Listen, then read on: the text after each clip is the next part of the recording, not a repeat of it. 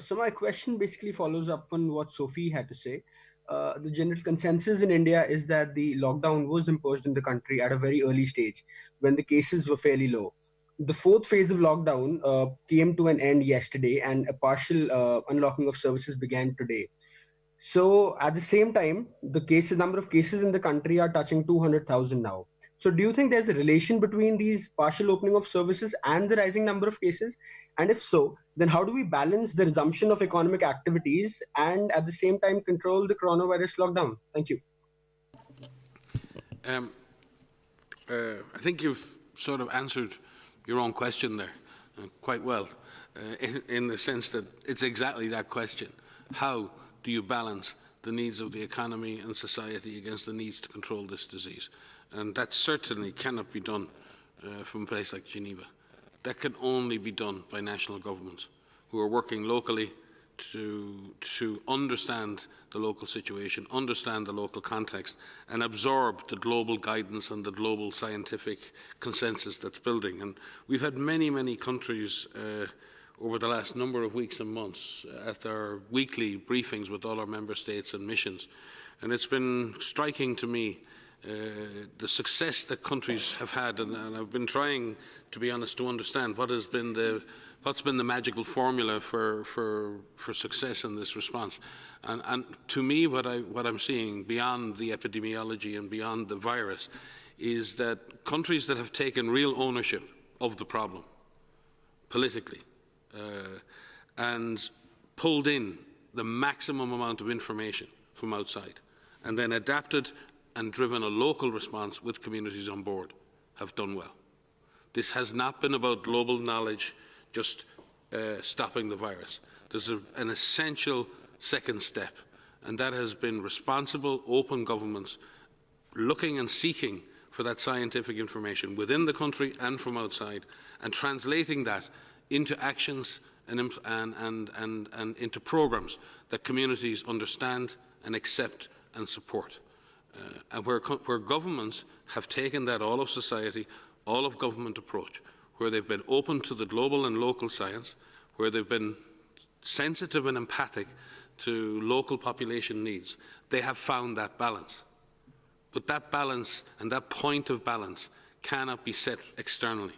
That is primarily the responsibility of national government. That is what government is there for. So in that sense, WHO will continue to drive the gathering of global science, global knowledge, global epidemiology, continue to do our best to synthesize that into the best guidance we can, to work through our country offices with each government to try and find that balance. But ultimately that balance comes from a responsible government listening to science, listening to the population, and balancing these very difficult questions in a way that people can look at and see that a transparent job is being done to protect them, the economy, their society. Not easy to achieve, but I think governments who have done that seem to have had success, and we wish India every success in that. India is one of the largest countries in the world, a centre of science, a centre of public health, as I've said many times in the past. It did implement measures early and has a huge capacity to continue doing the surveillance and the community engagement that it has so much demonstrated in the past. But also, India has one of the densest populations in the world, has pockets of real poverty and underprivilege, and we really do have to ensure that those populations are protected and that India remains vigilant, ever vigilant, moving forward as it takes slow steps towards fully opening its society. I don't know, Sumi, you may have a comment on this, given that India is your home country. No, I think you put it well, Mike. I think there are big challenges, and one of the unique challenges, I think, is the density of population, particularly in the urban areas. And what I've seen of the data from India is 70% of cases and deaths are in 13 cities, the most populated cities. So that's where really there's a need to focus attention. And even within those cities, there are areas, there are micro-clusters of disease. And of course, those people are also probably in the weakest, most vulnerable living conditions as well. And so I think this is a challenge, but needs strategy to address those specific challenges that exist. And I think it's a combination of what you were saying, Mike. It's a combination of involving the local community, developing a plan that is bottom-up, that is participatory. It should be based on real data. A lot of testing and contact tracing needs to be done, and there needs to be constant monitoring and a constant, perhaps, reorientation of the plans based as the data emerges.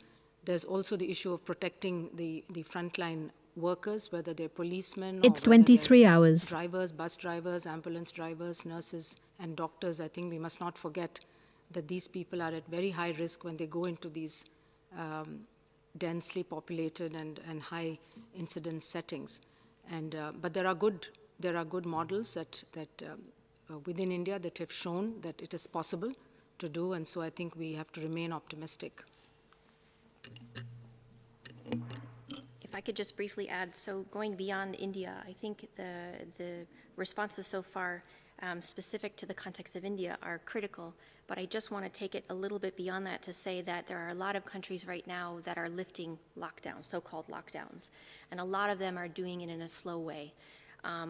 And as Mike and as Sumya has said, it needs to be done, it's very context specific. And so not everything can be lifted all at once.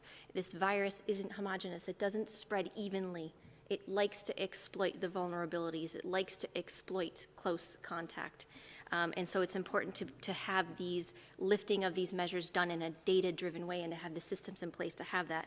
But the one point I wanted to make is that in a number of countries that we're seeing the slow lifting, we are starting to see in some countries some increase in case numbers. And that delay is about a 2 to 3 week delay from the time that the lifting of the lockdown starts. And that's important because we know the incubation period, which is the time from when someone is exposed to the time they develop symptoms, is on average 5-6 days, which means that between 5-6 days and then another 5-6 days, you may see more and more cases. And so to have the data, the system in place, the public health infrastructure in place to capture that data means you need to track these individuals over time.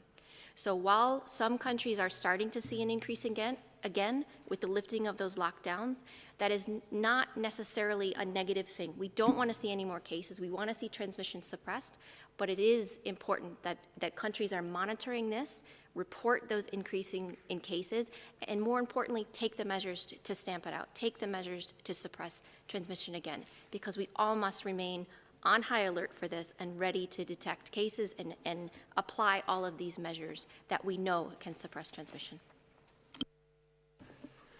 Thanks everyone for these